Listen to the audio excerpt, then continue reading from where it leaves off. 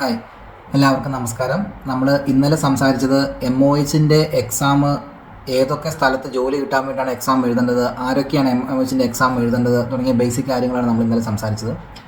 ഇന്ന് നമ്മൾ മെയിനായിട്ട് നോക്കുന്ന പോയിന്റ് MOHൻ്റെ രജിസ്ട്രേഷനെ കുറിച്ചാണ്.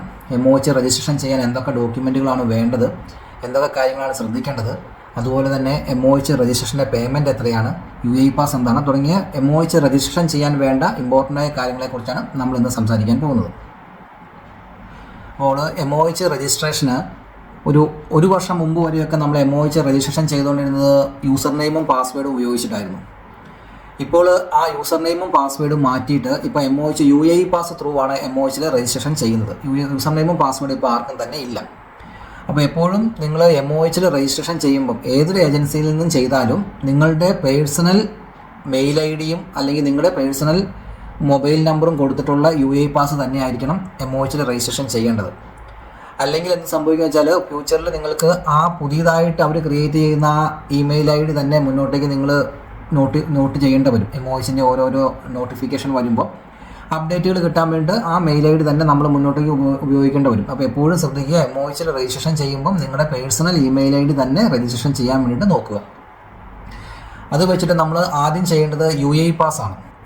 UAE പാസ് എന്ന് പറഞ്ഞാൽ UAEയിലുള്ള, അതായത് എല്ലാ ഗൾഫ് രാജ്യങ്ങളിലെ UAEയിലുള്ള എല്ലാവർക്കും എല്ലാ ഗവൺമെൻറ് പ്രോസസ്സിങ് ചെയ്യാൻ വേണ്ടിയിട്ട് ഇവിടുത്തെ ഗവൺമെൻറ് ഇഷ്യൂ ചെയ്തേക്കുന്ന ഒരു ആപ്ലിക്കേഷനാണ് UAE പാസ്. ആൻഡ്രോയിഡിലും ആപ്പിൾ പ്ലേ സ്റ്റോറിലും ഈ UAE പാസ് ആപ്ലിക്കേഷൻ അവൈലബിൾ ആണ്. അത് ഡൗൺലോഡ് ചെയ്യുക. ആദ്യം തന്നെ ചെയ്തതിന് ശേഷം നിങ്ങളുടെ പേഴ്സണൽ ഇമെയിൽ ID കൊടുത്തിട്ട് വേണം UAE പാസിൽ രജിസ്ട്രേഷൻ ചെയ്യാൻ വേണ്ടിയിട്ട്. UAE പാസിൽ രജിസ്ട്രേഷൻ ചെയ്യുമ്പോൾ ഈ നിങ്ങൾ ഇന്ത്യയിലാണെങ്കിൽ അല്ലെങ്കിൽ വേറൊരു രാജ്യത്താണ്, നിങ്ങളുടെ ഹോം കൺട്രിയിലാണ് എന്നുണ്ടെങ്കിൽ, ഇന്ത്യയിലാണെന്നുണ്ടെങ്കിൽ UAE പാസ് രജിസ്ട്രേഷൻ ചെയ്യുമ്പം ഏത് രാജ്യത്തു നിന്നും നമുക്ക് ചെയ്യാൻ പറ്റും. നമ്മുടെ ഏതാണോ ഹോം കൺട്രി ആ ഹോം കൺട്രിയിൽ നിന്ന് നമുക്ക് ചെയ്യാം. ഇവിടെ വരണമെന്നോ എമിറേറ്റ്സ് ID ഉണ്ടാകണമെന്നോ യാതൊരു നിർബന്ധവുമില്ല UAE പാസ് രജിസ്ട്രേഷൻ ചെയ്യാം. നമ്മുടെ വാലിഡ് ആയിട്ടുള്ള ഒരു പാസ്പോർട്ടും ഒരു മൊബൈൽ നമ്പറും ഒരു മെയിൽ IDയും മാത്രം മതി. അപ്പോൾ ആ ഒരു മെയിൽ IDൻ്റെ ഭാഗത്ത് നിങ്ങളുടെ പേഴ്സണൽ ഇമെയിൽ ID തന്നെ നിങ്ങൾ കൊടുക്കാൻ ശ്രമിക്കുക.